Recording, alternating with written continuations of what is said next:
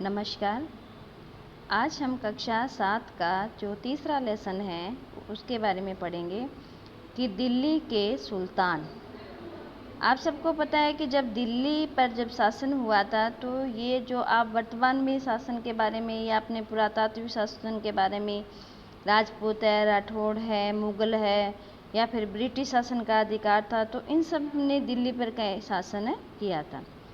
तो सबसे पहले है वो दिल्ली का निर्माण कैसे हुआ या दिल्ली पर शासन है वो किसने किया, आज हम इसके बारे में पढ़े। दिल्ली नाम सबने सुना है और आप सबको पता है कि जो दिल्ली है वो अपने उत्तर प्रदेश जो हरियाणा है उसके बिल्कुल बीच के अंदर, सेंटर के अंदर दिल्ली हमारी राजधानी है। अब हमने जो दूसरा लेसन पढ़ा था उनमें पढ़ा था कि नए राज्यों का और नए साम्राज्यों का उदय। तो नए राज्यों के साम्राज्य के उदय के साथ साथ अब हमें क्या पढ़ना है, दिल्ली के राज्य के बारे में। ये कहते हैं कि कावेरी डेल्टा जैसे बड़े राज्यों के केंद्र बन गए थे। मतलब जो कावेरी नदी थी उसके अंदर जो डेल्टा मतलब मिट्टी के आने से वहाँ पर समतल मैदान बन गया था और उस मैदान के बनने के बाद में एक नए राज्य का उदय हुआ। उन्होंने अलग अलग नाम से उन्हें जाना जाता है कि अध्याय 2 में हमने पढ़ा था कि राज्य मतलब किस प्रकार से निर्माण हुआ, कौन कौन से राज्य का निर्माण हुआ, कब किया, किसने किया। जैसे दक्षिण भारत के अंदर अपोलो जो चोल थे, उत्तर भारत के अंदर है या फिर पूर्व भारत के अंदर था, तो अलग अलग राज्यों का निर्माण हुआ था। तो ऐसे राज्य का जो जिक्र है उसी राजधानी के बारे में हम दिल्ली के बारे में बात करेंगे कि दिल्ली का निर्माण कब हुआ, कैसे उन्होंने राज्य किया। तो 12वीं शताब्दी के अंदर सबसे पहले जो तोमर राजपूत थे, ठीक है, ये देखो मैं अंडरलाइन कर रही हूँ, आप सबको अपनी बुक में भी थोड़ा सा देखना है कि 12वीं शताब्दी के मध्य में तोमर को अजमेर के चौहानों ने, जिसे चहमान के नाम से भी जाना जाता है, को परास्त किया और तोमरों और चौहानों के मतलब राज्यकाल में ही दिल्ली के वाणिज्य का महत्वपूर्ण केंद्र बन गया। वाणिज्य एक तरह से व्यापार करने का जो स्थान होता है, ठीक है। और इस शहर में इतने बहुत सारे मतलब समृद्धिशाली जो थे व्यापारी थे, जिनमें से जैन सबसे ज़्यादा थे। तो जैनों ने यहाँ पर क्या बनवाए थे, बहुत सारे मंदिरों का निर्माण करवाया और इसी के साथ साथ देहलीवाल कहे जाने वाले सिक्कों का भी उन्होंने निर्माण करवाया। अब अपने आगे 13वीं शताब्दी कि 13वीं शताब्दी में दिल्ली के सल्तनत की स्थापना की गई और दिल्ली को एक राजधानी के रूप में चेंज कर दिया गया। राजधानी के रूप में चेंज करने से प्रभाव इतना हुआ कि हमारा जो उपमहाद्वीप कहे जाने वाला जो भारत था, इस भारत में इस प्रकार से व्यापारिक स्थिति का फैलाव हुआ कि जिसे मिलाकर दिल्ली की सल्तनत बनी। अब दिल्ली के नाम भी अलग अलग नामों से जाने लगे। जिस राजा ने वहाँ शासन किया था उसी राज्य के नाम से भी दिल्ली के अंदर जाना लगे, जैसे कि दिल्ली ए कुन्हा, शिरो या जहाँपना आदि। अब आपको मैं एक थोड़ा सा नक्शा दिखा रही हूँ, आपकी बुक में राइट साइड है ये नक्शा है। इस नक्शे को ध्यान से देखना तो ये दिल्ली के नाम से भी जाना जाता है। जैसे कहते हैं ना, 13वीं और 14वीं शताब्दी के दिल्ली सल्तनत ने कुछ महत्वपूर्ण स्थान चुने थे, उन स्थानों का नाम रखा गया था। अब ये देखो मैं आपको थोड़ा सा बता रही हूँ कि जो मेन दिल्ली है वो कहाँ पर है। ये जो आपको टिक दिखाई दे रहा है ना छोटा सा, यहाँ पर दिल्ली है और ये जो भाग है वो पहले यमुना नदी के क्षेत्र का था। आपको पता है कि उत्तर प्रदेश के पास में, ठीक है, यमुना, गंगा, ये सारी नदियों का संगम है। इस प्रकार से मतलब नदियाँ बहती है। अब इसके आसपास के अंदर जो नदियों के बहाव के कारण जो मिट्टी आती थी, मिट्टी से यहाँ पर समतल मैदान बन गए और धीरे धीरे एक राज्य के रूप में बनने लगे। अब देखो ये राज्यों का नाम है, जैसे कि ये फिरोजाबाद आ गया, फिरोज शाह तुगलक ने बनाया था। फिर यहाँ पर ये एक और नाम आ गया, ठीक है। तो इस नाम को मैं यदि आपको थोड़ा सा बड़ा करके मैं दिखा रही हूँ तो ये देखो क्या नाम है, तुगलकाबाद, ठीक है। तुगलका के बाद के नीचे ही जस्ट आप थोड़ा सा देखोगे तो आदिल शाह का दे रखा है, इधर से जहाँपना का दे रखा है, फिर है यहाँ पर जहाँपना के पास में ही एक कुतुब मीनार भी है, ठीक है।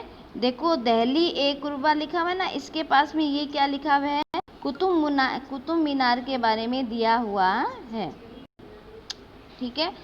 अब अपने थोड़ा सा और आगे चलें तो ये देखो, आपको ये बताती हूँ कि जो दिल्ली पर शासन करने वाले राजा थे उसकी एक सारणी दी हुई है। सारणी के अकॉर्डिंग आप ये देखोगे कि कौन से राजा ने सबसे पहले दिल्ली पर शासन किया था। तो सबसे पहले दिल्ली पर शासन करने वाले थे वो थे तोमर। कौन थे? तोमर।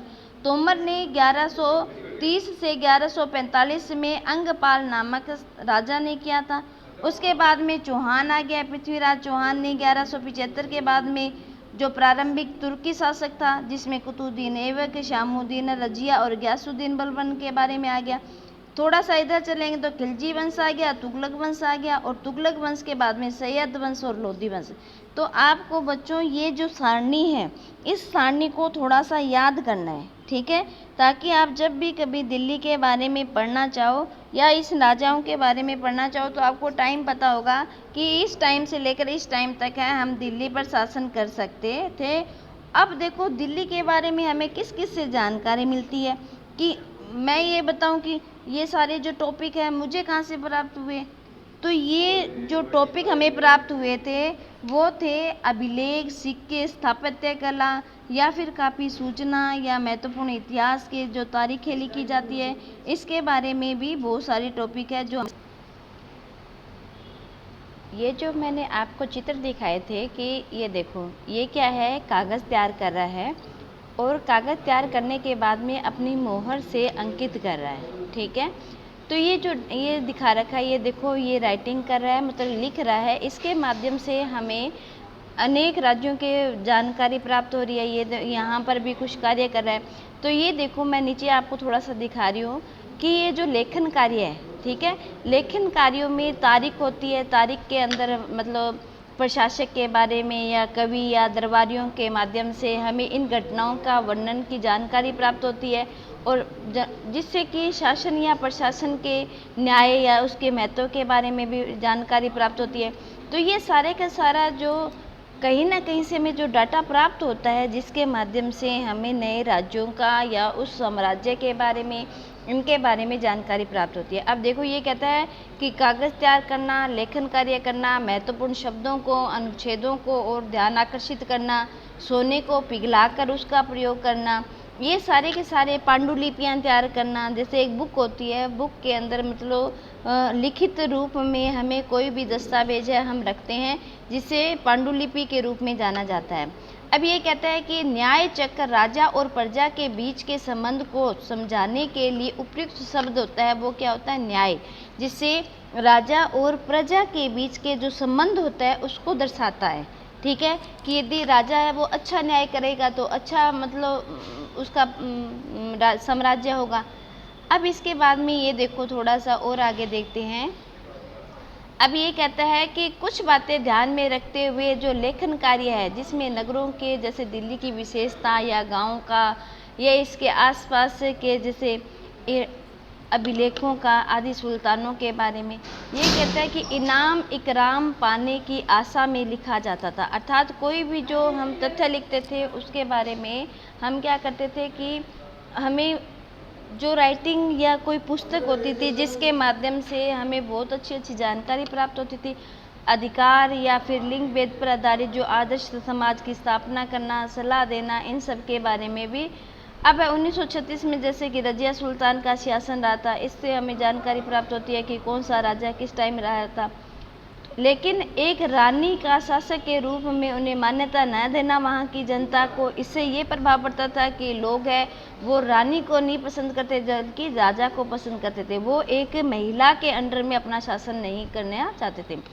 इसी के साथ में ये जो टॉपिक अपना यहीं समाप्त कर रहे हैं। कल अपने रजिया के बारे में, ठीक है, अपने बताएंगे। जय हिंद, जय भारत। ठीक है बच्चों, नमस्ते।